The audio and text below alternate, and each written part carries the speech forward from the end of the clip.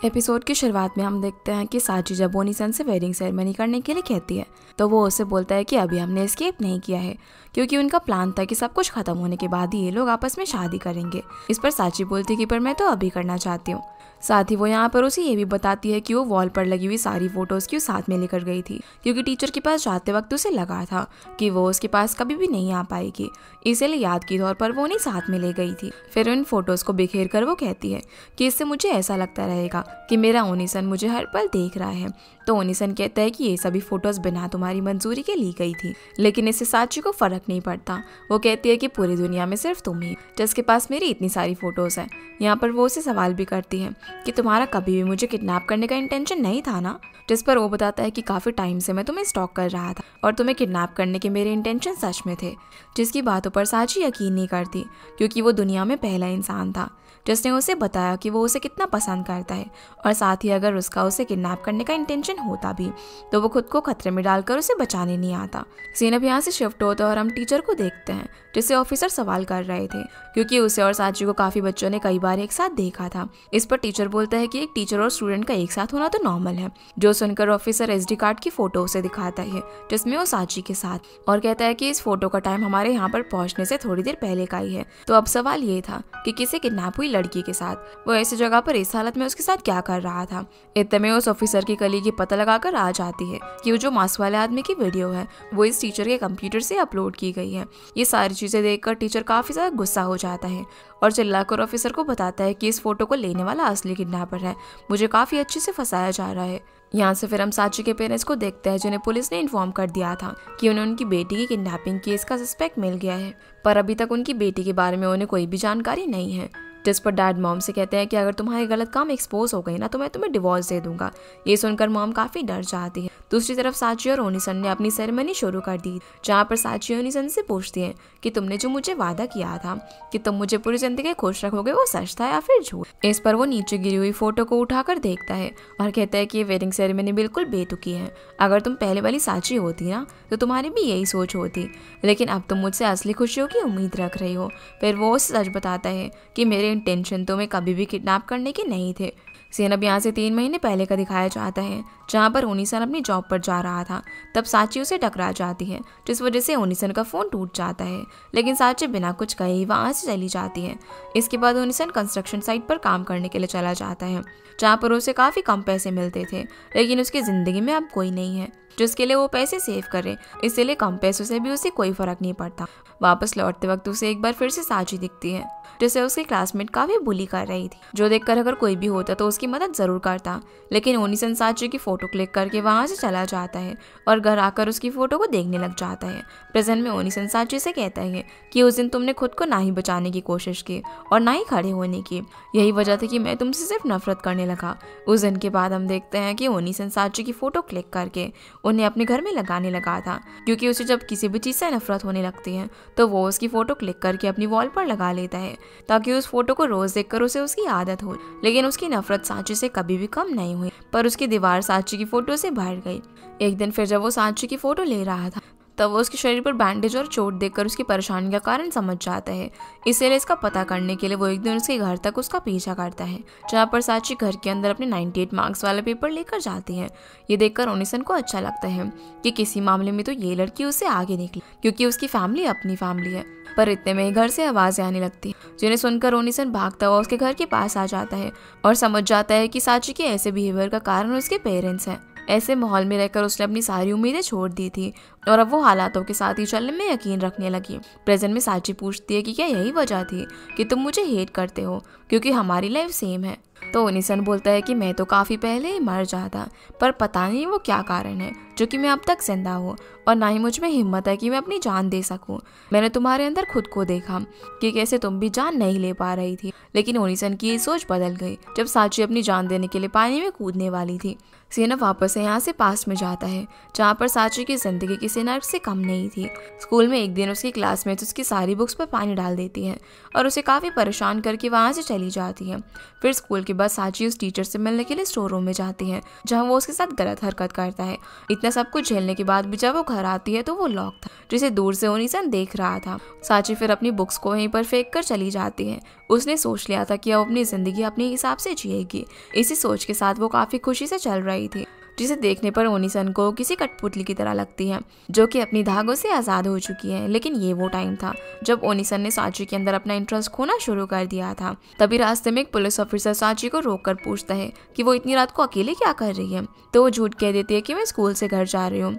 फिर वो चलते चलते एक ब्रिज के नीचे पहुंच जाती है जहाँ उसे एक किटी दिखाई देती है, तो वो उसे उठाकर बातें करने लग जाती है। साची उससे कहती है कि मैं अब से वो सारी चीज़ें करना चाहती हूँ जो कि नॉर्मल इंसान करते हैं, और जब वो सारी चीज़ें पूरी हो जाएंगी तो मैं अपनी जान दे दूंगी। जो सब कुछ ओनिसन दूसरी साइड से देख रहा था, उसे समझ में आ जाता है कि उन दोनों की लाइफ काफ़ी डिफिकल्ट है। एक तरफ जहाँ वो डर की वजह से खुद की जान नहीं ले पा रहा, तो वहीं साची है जो कि बस अपनी जान देने का मौका ढूंढ रही है। फिर वो एक बंद पड़ी बिल्डिंग में अकेले चली जाती है और एक रूम में आकर वहाँ पर काफ़ी खुश होती है। उसने अकेले इस तरीके से ज़िंदगी जीना शुरू कर दिया था। वो मार्केट में काफ़ी खुशी से घूमा करती, लेकिन जब उसे कोई चीज़ पसंद आती तो पैसे ना होने की वजह से वो उन्हें खरीद नहीं पाती, जिससे हर शॉपकीपर को उसका बिहेवियर अजीब लग रहा था। सीन अब प्रेजेंट में आता है जहाँ पर वो 2 ऑफिसर साची को ढूंढते ढूंढते एक दुकान पर पहुँच जाते हैं और उसके ओनर से सवाल जवाब करते हैं। तो ओनर बताता है कि ये लड़की उसकी शॉप पर आई थी और वो वेंडिंग मशीन को काफ़ी देर तक देखती रही, फिर वहाँ से चली गई। लेकिन उसके पीछे एक लड़का भी था जिसने कि मास्क लगाया हुआ था। वहीं ओनिसन साची को आगे बताता है कि जब वो उसे हर दुकान से बिना पैसों के चीज़ लिए बिना जाते हुए देखता है तो उसे लगता है कि ये जगह उसके लिए नहीं है। और जिस वक्त वो उसका पीछा कर रहा था तब उसे फ़ोन में एक 14 साल की लड़की के किडनैप होने की न्यूज़ दिखती है।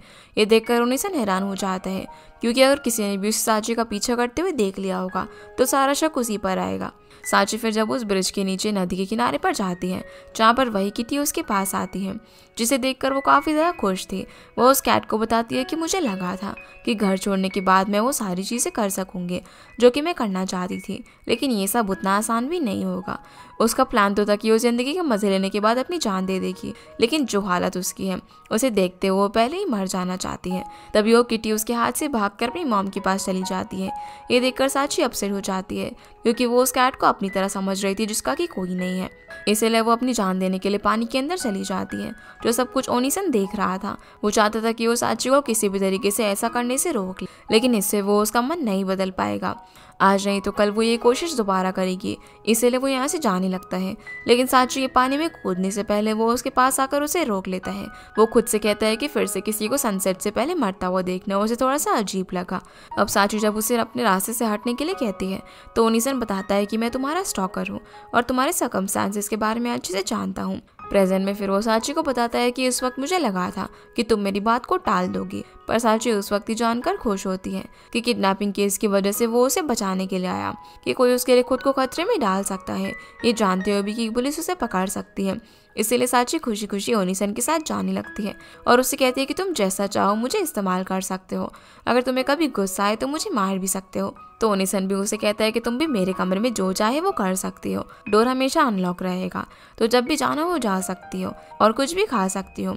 ये सुनकर साची हैरान होती है कि वो उसे इतना आज़ादी क्यों दे रहा है। इस पर ओनिसन जवाब देता है कि वो इसीलिए क्योंकि मैं तुम्हें पसंद करता हूँ। प्रेजेंट में फिर वो साची को बताता है कि ये मेरा सबसे बड़ा झूठ था जो कि मैंने तुमसे कहा, और ये वेडिंग सेरेमनी नहीं हो सकती क्योंकि मैं तुम्हें पसंद नहीं करता हूँ। तुम्हें किडनैप करने के बाद मैंने सोच लिया था कि मैं अपने मरने के इरादे को बदल लूँगा, पर अगर उस वक्त मैं तुम्हें अच्छे से जानता होता तो ऐसा कभी भी नहीं सोचता। तुम्हें मरने से बचाने के लिए मैंने तुम्हारा इतना ख्याल रखा, लेकिन एक तुम हो जो कि मरना ही चाहती हो। जिसकी ऐसी बातें सुनकर साची कहती है कि ठीक है, फिर हम इस सेरेमनी को पोस्टपोन कर देंगे, और मैं तुम्हारी बात भी समझ गई हूँ कि तुम मेरे बिना नहीं जी सकते। ये सुनकर तो ओनिसन हैरान हो जाता है कि ऐसा मैंने कब बोला। साची अब यहाँ पर उसे प्रूव करने लगती है कि वो उसे पसंद करता है। वो उसे बताती है कि कैसे उनकी डेट के दौरान उसने उस शॉप ओनर का जवाब दिया था और उसने उस टीचर से भी उसे बचाया जो कि काफ़ी रिस्की था। वो उसे बोलती है कि मैं जानती हूँ कि तुम मेरे लिए अपनी फीलिंग्स को लेकर श्योर नहीं हो, पर मैं इतना समझ गई हूँ कि अब मेरी लाइफ पहले से काफ़ी बदल चुकी है, और तुम मानो या फिर ना मानो तुम्हारी लाइफ भी बदल चुकी है। फिर वो उसे अपने क्लोज लाकर कहती है कि जिस तरीके से मैं तुम्हें अपनी खुशियों के लिए इस्तेमाल कर रही हूँ, ठीक उसी तरीके से तुम भी मेरे इस्तेमाल कर करो, और अगर वो ऐसा नहीं करना चाहता तो उन दोनों को यहाँ पर अपनी लाइफ ख़त्म कर देनी चाहिए। ये कहकर वो उसकी तरफ चाकू बढ़ाती है, जिसे ओनिसन काफ़ी हैरानी के साथ देखता रह जाता है और कोई जवाब नहीं देता। तो साची वो चाकू लेकर ओनिसन की तरफ भागती है और उसे नीचे गिराकर वो चाकू बिल्कुल उसके करीब मारती है, जिससे ओनिसन के पसीने छूट जाते हैं। लेकिन इस पर साची हंसने लग जाती है। वो कहती है कि तुम पक्का इस वक्त ये सोच रहे हो कि तुम अभी मरना नहीं चाहते, तो अगर आगे जब तुम्हारा अपनी जान लेने का मन करे ना तो मुझे बताना, मैं तुम्हें खुद मार दूंगी, लेकिन तब तक तुम अपनी ज़िंदगी मेरे लिए जियो, जिसमें हम दोनों एक दूसरे का खुश रहने के लिए इस्तेमाल करेंगे। इसके लिए वो उसे प्रॉमिस मांगती है, जिस पर ओनिसन मान जाता है, लेकिन सिर्फ तब तक के लिए जब तक वो अपने मरने का फैसला ना कर ले। दूसरी तरफ हम उन दोनों ऑफिसर्स को देखते हैं, जिन्हें अभी तक मिले एविडेंस से लगता था कि ये लड़की अपनी मर्जी से घर से भागी है। इतने में तीसरा ऑफिसर आकर उन्हें किसी विटनेस के बारे में बताता है। दूसरी तरफ सुबह होते ही साची कहती है कि वैसे शादी भी खुशियों के कॉन्ट्रैक्ट की तरह ही है, तो क्यों ना हम वेडिंग सेरेमनी कर लें, जिस पर वो उसे टालने की कोशिश करता है। लेकिन साची कहती है कि तुम्हें मेरी खुशियों के लिए जीने का वादा किया था, जो सुनकर ओनिसन मान जाता है। अब वो रिंग बनाने के लिए कुछ ढूंढने लगती है, जिस पर ओनिसन अपनी पॉकेट से रिंग निकालता है, जिसे साची ने घर से निकलने के बाद वहीं पर गिरा दिया था। इसके बाद ओनिसन साची को रिंग पहनाता है, लेकिन इसे वो एक शादी का नाम नहीं देता, वो इस सेरेमनी को कॉन्ट्रैक्ट ऑफ हैप्पीनेस कहता है। तभी उन्हें पुलिस के सायरन की आवाज़ सुनाई देती है, जिसे दोनों ही काफ़ी घबरा जाते हैं। इतने में सारे ऑफिसर्स वहाँ पर आ जाते हैं, लेकिन इससे पहले ही साची और ओनिसन यहाँ से जा चुके थे। पर वहाँ पर रखे हुए साची के फ्लावर से ऑफिसर्स को पता चल जाता है कि वो थोड़ी देर पहले ही निकले हैं। तभी उस ऑफिसर को एक फ़ोटो वहाँ पर मिलती है, जिसे वो जाकर अपनी कलीग को दिखाती है। दूसरी तरफ ओनिसन और साची उस बिल्डिंग से दूर आ चुके थे। ओनिसन यहाँ पर उसे उन फोटोज़ के बारे में पूछता है, तो साची कहती है कि मैंने उन्हें फेंक दिया क्योंकि अब मुझे उनकी ज़रूरत नहीं है। फिर ओनिसन उसे भी मास्क देता है पहनने के लिए, ताकि कोई उसे पहचान न ले, लेकिन वो उसकी नकल उतारने लग जाती है। पर वो उसे बिल्कुल भी फ़नी नहीं लगती और उसे अपने पीछे चलने के लिए कहता है, जिसका ऐसा बिहेवियर देखकर साची कहती है कि तुम पहले की तरह फ्रेंडली नहीं रहे, लेकिन वो चलता रहता है। अब जब दोनों घर के पास पहुंचते हैं तो देखते हैं कि पुलिस वहाँ पर पहले से ही मौजूद है। दरअसल जो फोटोज़ ऑफिसर्स को मिली थी उसके जरिए उन्होंने ओनिसन का घर ढूंढ लिया था, इसलिए पुलिस को वहाँ पर देखकर ही दोनों ही घबरा जाते हैं और यहाँ से चले जाते हैं। वहीं साची की मोम को उसके नाम मिलने से काफ़ी घबराहट हो रही थी, इसलिए वो खुद भी उसे ढूंढने जाने लगती हैं। ये देखकर डैड उसे गुस्से में रोक लेते हैं। वो उससे कहते हैं कि आज जो सिचुएशन है वो तुम्हारे खराब बर्ताव की वजह से है। इधर साची और ओनिसन दोनों ही पुलिस से बचते हुए भाग रहे थे। उनके पास कोई भी जगह नहीं थी जहाँ पर जाकर वो पुलिस से बच सके। उन दोनों की तलाश में वो ऑफिसर्स उस लेडी की शॉप तक भी पहुँच जाते हैं, पर वहाँ से उन्हें कोई भी इन्फॉर्मेशन नहीं मिलती, तो वो लौट जाते हैं, जहाँ हम देखते हैं कि उस लेडी ने साची और ओनिसन को अपनी शॉप में छुपा लिया था। उन्हें बाहर बुलाकर वो ओनिसन से कहती है कि मैं उम्मीद करती हूँ कि तुमने जो मुझसे पिछली बार कहा था वो झूठ नहीं था। तो ओनिसन सब कुछ भूलने का नाटक करता है, पर साची बोलती है कि हाँ, मैं भी यही उम्मीद करती हूँ। फिर वो उन्हें शुक्रिया करके वहाँ से जाने लगते हैं। पर यहाँ से जाने से पहले ओनिसन कुछ कैंडीज लेना चाहता था, लेकिन उसके पास पैसे नहीं थे। तो वो लेडी कहती है कि तुम्हें जो भी चाहिए तुम फ्री में ले लो, मैंने ये शॉप बच्चों की खुशी के लिए खोली है। वहाँ से सामान लेने के बाद जब दोनों जा रहे थे तब साची उसका हाथ पकड़ लेती है और कहती है कि अब से हम साथ रहेंगे। तो ओनिसन भी यहाँ पर उसका हाथ थाम लेता है। फिर वो यहाँ से उसे दूर शहर के बाहर समुद्र के किनारे एक पुराने घर पर लेकर जाता है, जहाँ वो आपसे साथ में रहेंगे। और अपना नया घर साची को काफ़ी पसंद आता है, वो काफ़ी खुश होती है। लेकिन जब वो घर के सामने बड़े समुद्र को देखती है तो उसकी खुशी और भी ज़्यादा बढ़ जाती है। वो भागते हुए बीच पर जाती है और वहाँ पर खेलने लग जाती है, जिसे ओनिसन समझाता है कि इस वक्त उनका बाहर निकालना सही नहीं रहेगा। पर साची कहती है कि यहाँ पर कोई भी नहीं है, तो हम पकड़े नहीं जाएंगे। फिर वो ओनिसन पर पानी फेंककर उसके साथ खेलने लग जाती है, तो वो भी उसके साथ खेलने लगता है। इसी तरीके से दोनों काफ़ी इंजॉय करते हैं। फिर साची कैमरे से ओनिसन की फ़ोटो खींचती है, लेकिन उसे इस तरीके से देखकर वो खुद से कहती है कि इस वक्त मैं सच में जानना चाहती थी कि ओनिसन के मन में आखिर क्या चल रहा है। दूसरी तरफ पुलिस को अब इन दोनों के बारे में कुछ भी पता नहीं चल पा रहा था, क्योंकि ओनिसन हर जगह पर अपनी फेक आईडी का ही यूज़ करता था, इसलिए उन्हें ढूंढना और भी मुश्किल हो गया था। वहीं साची जब वेंडिंग मशीन से ड्रिंक निकालती है तो वो काफ़ी ज़्यादा खुश हो जाती है, क्योंकि अब तक वो जब भी बटन प्रेस करती थी तो कुछ भी बाहर नहीं आता था, क्योंकि उसके पास पैसे नहीं होते थे। तभी वहाँ पर दो लड़कियाँ आती हैं, जिन्हें देखते ही वो दोनों छुप जाते हैं ताकि कोई उन्हें यहाँ पर देख ना ले। पर उन लड़कियों को देखकर साची सोचने लग जाती है कि अपने डिसीजन की वजह से अब वो कभी भी इनकी तरह नॉर्मल लाइफ नहीं जी पाएगी। अब ये लोग वापस से घर आ जाते हैं, जहाँ पर ओनिसन कुछ ज़रूरी सामान लेने के लिए मार्केट चला जाता है। पर इस बीच साची को पहली बार डर लग रहा था, इसलिए वो समुद्र किनारे चली जाती है। इतने में वहाँ पर एक लड़की आती है, जिसे देखकर साची वहाँ से जाने लगती है, क्योंकि वो नहीं चाहती थी कि कोई उसे यहाँ पर देख ले। जो देखकर वो लड़की समझ जाती है कि इसके साथ कुछ बुरा हुआ है। वो लड़की यहाँ पर साची को बताती है कि जब मुझे भी अच्छा नहीं लगता तो मैं भी यहीं पर आ जाती हूँ। उसी वक्त साची की नज़र उस लड़की की चोट पर पड़ती है, जहाँ वो लड़की उसे अपना नाम माकी बताती है, तो साची भी उसे अपना नाम बता देती है। फिर जब वो यहाँ पर उसे उसके स्कूल के बारे में पूछती है तो माकी कहती है कि मैंने वहाँ पर जाना छोड़ दिया। साची पूछता है कि तुम्हारे पेरेंट्स कुछ नहीं कहते, जिसके जवाब से पता चलता है कि माकी के रिलेशन भी अपने पेरेंट्स से अच्छे नहीं हैं। तो साची को लगता है कि उसे भी फिर जान देने का मन करता होगा, लेकिन इस बारे में माकी की सोच अलग थी। वो अपने फ्यूचर के बारे में सोचती थी कि आगे आने वाले दिनों में उसकी ज़िंदगी कैसे होगी। इसके बाद साची उसे बताती है कि मैं अपने पेरेंट्स से दूर भागकर एक अनजान आदमी के साथ रह रही हूँ। इस पर माकी उसका साथ देते हुए कहती है कि तुमने बिल्कुल सही किया। साची उसे यहाँ पर काफ़ी कंफर्टेबल हो जाती है और उसे सब कुछ बता देती है। जो सुनने के बाद माकी उसे कहती है कि क्या मैं आज रात तुम्हारे साथ रह सकती हूँ। जो सुनकर साची हैरान हो जाती है। इसके बाद हम देखते हैं कि साची माकी को अपने घर पर लेकर आ जाती है, जहाँ कुछ देर बाद जब ओनिसन लौटता है तो साची उसके सामने आ जाती है, जिससे वो माकी के बारे में बताती है जो कि उनके साथ आज रुक। ये सुनकर ओनिसन हैरान हो जाता है, क्योंकि जिस सिचुएशन से वो अभी गुजर रहे हैं उस बारे में जितने कम लोगों को पता चले उतना बेहतर रहेगा। पर साची उसे यकीन दिलाने लगती है कि वो हम दोनों का सीक्रेट किसी को भी नहीं बताएगी, जिसके काफी बोलने पर ओनिसन मान जाते हैं। सीन अब यहाँ से साची के पेरेंट्स पर आता है, जहाँ पर डैड मॉम के सामने डिवोर्स पेपर रख देते हैं और उन्हें उस पर साइन करने के लिए कहते हैं। लेकिन घबराओ मत, मैं अभी इसे फाइल नहीं करूंगा। पर मॉम काफी टेंशन में आ जाती है, उसे कुछ भी समझ नहीं आता कि इन हालातों में वो क्या करे। अब अगली सुबह जब साची की आँख खुलती है तो उसे माँ की कहीं भी दिखाई नहीं देती, जिस बारे में जब वो ओनिसन से पूछती है तो वो भी कोई जवाब नहीं देता।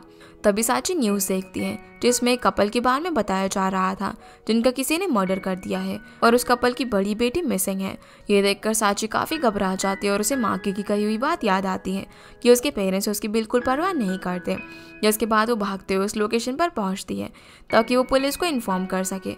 पर ओनिसन उसके पीछे जाकर उसे रोक लेता है और उसे घर पर वापस लेकर आ जाता है कि तुम अंदर जाओ और मैं वहाँ का माहौल देख कर आता हूँ। जिसकी बात मानकर साची घर में जाने लगती है, लेकिन तभी वहाँ पर माकी आ जाती है, जिसके साथ समुद्र किनारे जाकर साची उसे न्यूज़ के बारे में पूछती है तो वो हंसते हुए कहती है कि क्या तुम्हें सच में लगता है कि मैं ऐसा कर सकती हूँ? हम सिर्फ 14 साल के हैं और हमारे अंदर इतनी हिम्मत नहीं है कि हम ऐसा कुछ कर पाए। ऊपर से हमें किसी पर डिपेंड रहकर अपनी लाइफ जीनी पड़ती, लेकिन जब हम बड़े हो जाएंगे तो अकेले रहकर हमेशा खुश रहेंगे। इसलिए अभी हालात कुछ भी हो हमें जीना होगा। वहीं ओनिसन जैसे ही घर लौटता है तो उसे साची वहाँ कहीं भी दिखाई नहीं देती, जिससे वो काफ़ी घबरा जाता है और भागते हुए ढूंढने लग जाता है। वहीं साची माकी को बताती है कि मैंने खुश रहने से ज़्यादा कभी किसी और चीज़ के बारे में नहीं सोचा, लेकिन तुमसे मिलने के बाद मुझे जीने का एक और तरीका मिल गया। पर माकी उसे बोलती है कि तुम इस तरीके से कभी भी नहीं जी सकती, तुम्हें खुद को और ओनिसन को सबके सामने इनोसेंट प्रूव करना होगा, जिसके लिए उसे पुलिस को अपने पेरेंट्स के अब्यूज़ के बारे में सब कुछ बताना होगा। ये सुनकर साची रोते हुए बोलने लग जाती है कि मैं तो ऐसा कभी भी नहीं कर पाऊंगी, मैं वापस उस फेज में नहीं जाना चाहती जहाँ से मैं आई हूँ। ये देखकर माकी हंसने लग जाती है और कहती है कि फिर मैं ये काम तुम्हारे लिए आसान कर देती हूँ। जिस पर वो अपना फ़ोन निकाल लेती है और पुलिस को सब कुछ बताने वाली थी। उसे रोकने के लिए साची उसकी तरफ भागती है, पर वो उसे गलती से धक्का दे देती है, जिसकी वजह से माकी नीचे गिर जाती है। ये सब देखकर साची काफ़ी ज़्यादा शॉक हो जाती है कि ये उसने क्या कर दिया। इतने में ओनिसन वहाँ पर आ जाता है, जिसे देखते ही साची रोने लग जाती है और कहती है कि माकी उसकी गलती की वजह से नीचे गिर के मर गई। लेकिन यहाँ पर ओनिसन एक सवाल पूछता है कि आखिर ये माकी कौन है, जो सुनकर साची को समझ ही नहीं आता कि वो कैसी बात कर रहा है। और वो जाकर माकी की बॉडी को देखती है, लेकिन वहाँ पर कुछ भी नहीं था, जिससे साची को काफ़ी बड़ा शौक लगता है और वहीं पर बेहोश हो जाती है। सीन अब यहाँ से टीचर पर आता है, जो कि उसे न्यूज़ को टीवी पर देख रहा था, जिसमें उसे साची अपने किडनैपर के साथ देख जाती है। ओनिसन फिर साची के बेहोश होने के बाद उसे घर पर लेकर जाता है। होश आने पर उसे ओनिसन के बगल में माकी भी दिखाई देती है, जिसे जब वो बात कर रही थी तो माकी जवाब देती है कि मैं तुम ही हूँ। ये सुनकर साची जैसे ही उसे छूती है तो उसे पता चलता है कि ये तो सिर्फ उसका वहम है। उसी वक्त ओनिसन उसका हाथ पकड़ लेता है और कहता है कि माकी नाम की कोई भी लड़की नहीं है, समुद्र के किनारे सिर्फ तुम और मैं ही थे। तो साची सोचने लग जाती है कि अब तक जो भी माकी ने उससे कहा, क्या वो उसके खुद के थॉट्स थे, और क्या इस सब की वजह यह है कि उसने ऐसी लाइफ जीने के बारे में सोचा। दूसरी तरफ हम साची की मॉम को देखते हैं, जो कि डैड से डिवोर्स ना करने को कहती है, पर डैड जैसे अपने डिसीजन ले चुके थे। मॉम उनसे बोलती है कि अलग होने के बाद मैं कैसे रहूँगी, मेरा खर्चा वगैरह कौन उठाएगा। तो डैड उससे कहते हैं कि इस बारे में तुम खुद सोचो। इतना कहकर वो ऑफिस चले जाते हैं, जिससे कि मॉम काफ़ी टेंशन में आ जाती है। वो समझ गई थी कि डिवोर्स को अगर टालना है तो साची का मिलना काफ़ी ज़रूरी है। वहीं साची ओनिसन को सारी बातें बता देती है जो भी माकी ने उससे कही थी, पर ओनिसन जानता था कि माकी ने जो कुछ भी कहा वो सब कुछ साची के मन की बात थी। साची फिर यहाँ पर ओनिसन से बोलती है कि अभी हमारी गेम ओवर नहीं हुई है, तो क्या हम शादी करके वहीं पर अपनी जान दे दें। लेकिन ओनिसन ऐसा बिल्कुल भी नहीं चाहता था। वो उसे समझाता है कि तुम्हें अपनी नॉर्मल लाइफ में लौट जाना चाहिए, क्योंकि माकी का उसे नजर आना ये साफ दिखता है कि साची इस तरीके से जी के परेशान हो चुकी है, जिस बात से साची साफ इनकार कर देती है। लेकिन तभी उसे माकी दिखाई देती है, जो कहती है कि तुम्हें इस बात को मान क्यों नहीं लेती कि तुम सच में लाइफ से परेशान हो चुकी हो। तभी ओनिसन उससे पूछता है कि तुमने फिर जानबूझकर खुद को खतरे में क्यों डाला। ये चीज़ जानते हुए भी कि उस क्राइम सीन पर काफ़ी मीडिया वाले थे, जिसका साफ मतलब ये है कि वो आगे ये लाइफ कंटिन्यू नहीं करना चाहती। ओनिसन भी अब उसे ये सब खत्म करने के लिए कहता है, जो सुनकर साची रोते हुए यहाँ से भाग जाती है, जिसे देखकर ओनिसन माफ़ी मांगता है, क्योंकि उसकी इस हालत का जिम्मेदार वो खुद को मानता था। यहाँ से फिर हम देखते हैं कि जब ओनिसन छोटा था तो उसे उस आदमी ने समझाया था कि खुशियाँ पैसों और स्टेटस से मैटर नहीं करती, ज़रूरी ये है कि तुम किन लोगों के साथ जी रहे हो। सीन अब यहाँ से शिफ्ट होता है और हम देखते हैं कि ओनिसन जब पहली बार अपने पहले घर के अंदर जाता है, जहाँ दिखाया जाता है कि उसने वो सनसेट वाली फ़ोटो कैसी खींची थी। उस टाइम वहाँ पर एक क्राइम इंसिडेंट हुआ था, जहाँ एक लड़की को किडनैप करने वाला उसके साथ सुसाइड कर लेता है, पर आसपास के लोगों का मानना था कि वो तो उस लड़की को बचा रहा था, पर इस चक्कर में उसने अपनी जान गंवा दी। अब वहाँ से जाते वक्त ओनिसन उस ब्रिज की फ़ोटो खींच लेता है। सीन वापस से प्रेजेंट में आता है, जहाँ पर ओनिसन खुद से कहता है कि साची के बिना उसे काफ़ी अजीब लग रहा है, इसलिए वो उसे ढूंढने के लिए निकल पड़ता है। वहीं हम साची को देखता है जिसे माकी, जो कि वो खुद है, वो उसे समझा रही होती है कि उसे वापस से पुरानी लाइफ में लौट जाना चाहिए। हो सकता है कि न्यूज़ में आने के बाद उसकी काफ़ी लोग परवाह करने लगे हो। इतने में वहाँ पर वही टीचर आ जाता है, जिसे अचानक यहाँ पर देखकर वो काफ़ी ज़्यादा हैरान होती है। टीचर उससे बताता है कि मैंने जब तुम्हें न्यूज़ में देखा तो मैं समझ गया कि तुम मुझे इस लोकेशन से हिंट दे रही हो, जबकि ऐसा नहीं था। टीचर की हालत यहाँ पर ऐसी हो चुकी थी जैसे मानो वो अपनी मेंटल स्टेबिलिटी खो चुका हो, जिसे देखकर साची यहाँ से भाग जाती है, पर टीचर उसे पकड़ने के लिए उसके पीछे पड़ जाता है।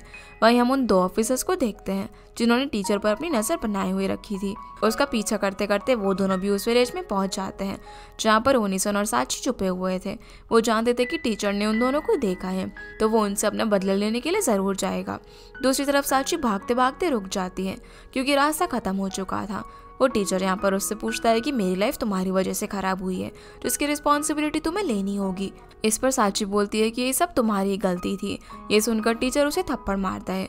फिर वो उसके काफ़ी क्लोज आकर उससे पूछता है कि क्या तुम मेरे साथ मरना पसंद करोगी, जिस पर साची मना कर देती है।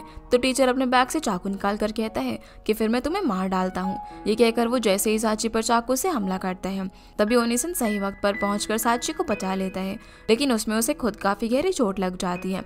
उसे यहाँ पर देखकर टीचर तो काफ़ी गुस्से में आ जाता है और ज़ोर से चिल्लाता है, जिसकी आवाज़ वो ऑफिसर भी सुन लेता है जो कि दूसरी तरफ थे। अब टीचर ये नहीं चाहता था कि एक बार वो फिर से अकेले पुलिस की नज़रों में क्रिमिनल बन जाए। वो ओनिसन को भी अपने साथ फंसाना चाहता था, इसीलिए वो उस पर हमला करता है, लेकिन खुद को बचाने के चक्कर में वो चाकू ओनिसन के हाथों उस टीचर को लग जाता है। तो सब कुछ वो ऑफिसर देख लेते हैं और उन्हें लगता है कि उस लड़की के किडनैपर ने ही टीचर को मारा है। इस वक्त टीचर के चेहरे पर किसी भी तरीके का पछतावा नहीं था और वो एक केवल स्माइल करता है, क्योंकि उसने ओनिसन के लिए सबसे बड़ी मुश्किल खड़ी कर दी थी। इसी के साथ वो वहीं पर गिर जाता है। ऑफिसर अब यहाँ से दूसरी तरफ पहुँचने की कोशिश करते हैं, पर तब तक ओनिसन साची के साथ यहाँ से भाग चुका था। उसके साथ भागते भागते साची खुद से यही कह रही थी कि अब चाहे हालात आगे कुछ भी हो, उसने मन बना लिया था कि अब से वो ओनिसन के साथ ही रहेगी, जिन्हें इस तरीके से भागता हुआ माँ की देख रही थी।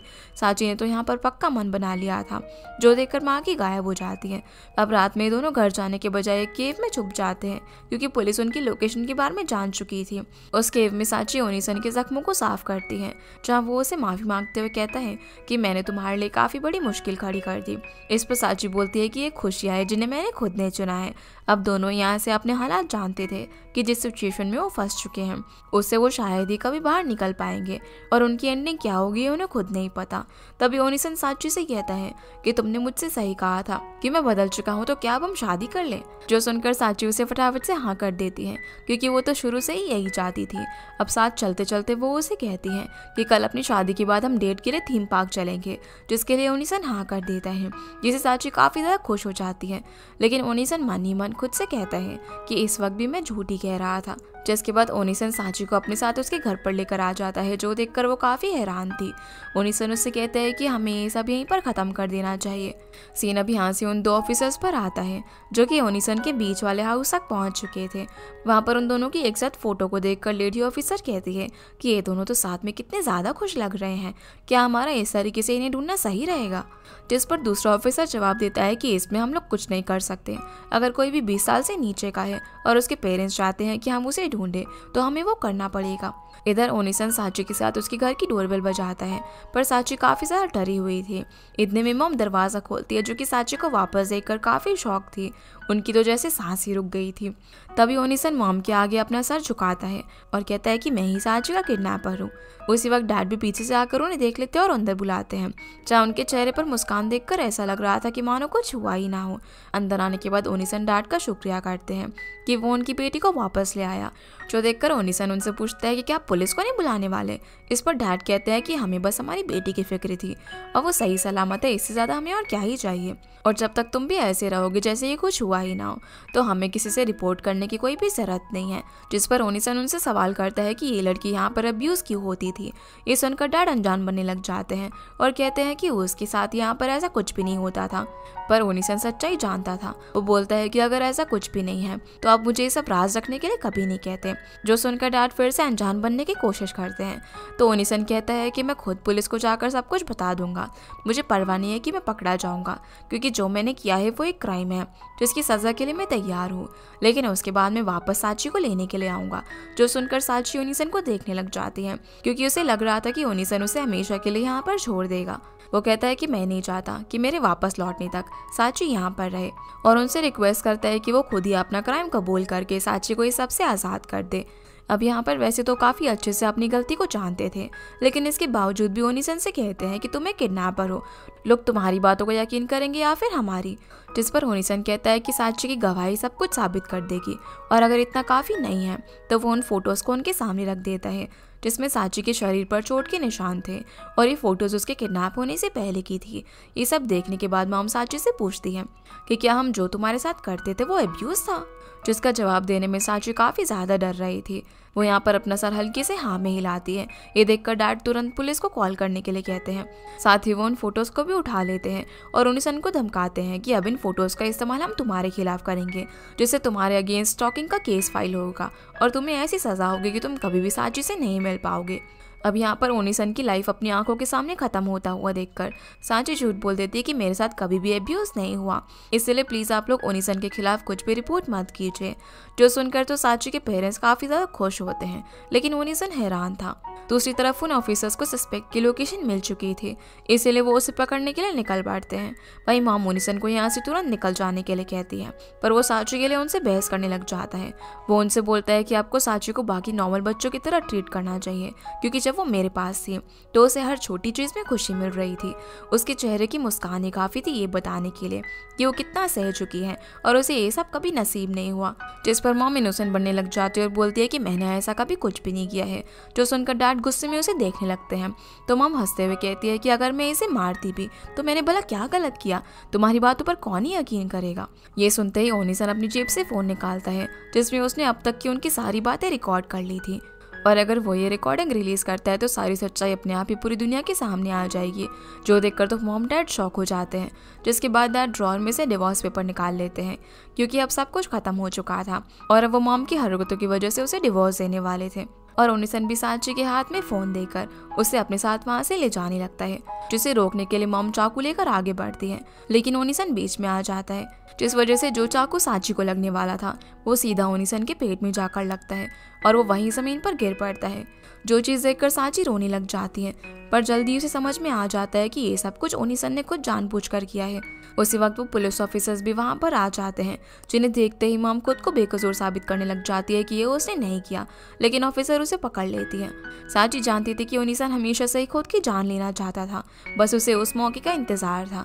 इसलिए उसने उस केव में खुद ही सारा प्लान बना लिया कि वो यहाँ पर आकर उसके पेरेंट्स को इस हद तक उकसाएगा कि वो उसकी जान लेने की कोशिश करे और सारी सच्चाई भी उगल दे। यही वजह थी कि उसने उनकी सारी चीज़ें रिकॉर्ड कर ली ताकि उनके खिलाफ सबूत मिल जाए। और उसको ये भी पता था कि सांची की मॉम उसे मारने की कोशिश करेगी, जिससे वो बीच में आकर खुद ही मारा जाएगा। और उसे हमेशा से इस मौके का इंतजार था कि कैसे वो अपनी जान ले ले, जो कि अब उसे मिल चुका था। ओनिसन अब घायल हालत में सांची के सर पर हाथ रखकर कहता है कि मैं तुम्हें हमेशा खुश देखना चाहता हूँ। जो सुनकर सांची रोते हुए उसका हाथ पकड़ लेती है, लेकिन ओनिसन उसके हाथों में अपना दम तोड़ देता है। उसी वक्त पुलिस ऑफिसर यहाँ पर एम्बुलेंस बुलाने के लिए कॉल करता है और बोलता है कि सस्पेक्ट जो है वो काफ़ी ज़्यादा घायल है। जो सुनकर सांची उससे सवाल करती है कि आखिर हमने ऐसा क्या गलत किया है कि तुम उसे सस्पेक्ट कह रहे हो। यहाँ से फिर हमें 2 साल बाद का सीन दिखाया जाता है, जहाँ सांची रास्ते से जाते हुए हमें बता रही होती है कि कैसे ओनिसन ने उसे एक बार कहा था कि वो उसे हमेशा खुश रखना चाहता है, जिस चीज़ के लिए वो उसे आज भी थैंक्स बोलती है। और बोलती है कि अब मैं बहुत ही ज़्यादा खुश हूँ, पर अब मैं अपनी हैप्पीनेस को डिसाइड करना चाहती हूँ, और मेरे लिए आज भी हैप्पीनेस वही है कि मैं तुमसे शादी करूँ। वो फिर ओनिसन के घर पर जाकर अपनी फ़ोटोज़ से भरी हुई दीवार पर और भी ज़्यादा फ़ोटोज़ लगाती है और कहती है कि चलो इस पर अच्छे से शादी करते हैं और हमेशा साथ रहते हैं। और हमें इन दोनों की शादी का सीन दिखाया जाता है, लेकिन ये सब कुछ रियल नहीं था, क्योंकि हम देख पाते हैं कि आखिर में सांची ने जहर खाकर अपनी जान दे दी थी, और अब अपनी आफ्टर लाइफ में तो शायद उसे अपनी हैप्पीनेस मिल ही गई होगी। इसी सैड एंडिंग के साथ ये ड्रामा यहीं पर ख़त्म हो जाता है। तो गाइस, ये थी आज के वीडियो एंड आई होप आप लोगों को ये वीडियो पसंद आई होगी। तो इस वीडियो को लाइक कर चैनल को सब्सक्राइब ज़रूर कीजिएगा। आपसे फिर मिलते हैं अगले इंटरेस्टिंग ड्रामा में, तब तक के लिए गुड बाय।